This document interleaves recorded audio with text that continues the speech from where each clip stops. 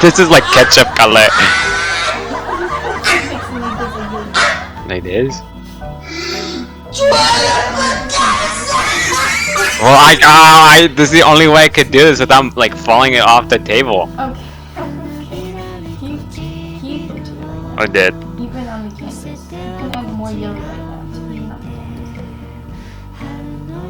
Fix your little sleeves. Okay, what's next? Wait a minute, bro. Oh, that looks good on me. No, it does not. You said a little bit. Oh, I mean, I don't like because I'm cool like that. There. Once again, without cleaning the brush, a little touch of the bright red. Be careful with the bright red. It's a gorgeous, gorgeous color.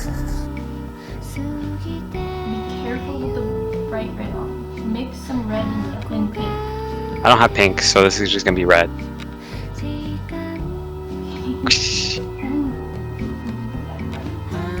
Oh, the red just disappeared. This is a very... I don't think this is acrylic. I think this is oil. But it is so strong. Alright, you gotta go. To turn the whole Atlantic Ocean red. Dog. Be very careful with it.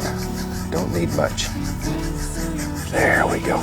We'll just sort of blend that around like that. Mine does not look like that.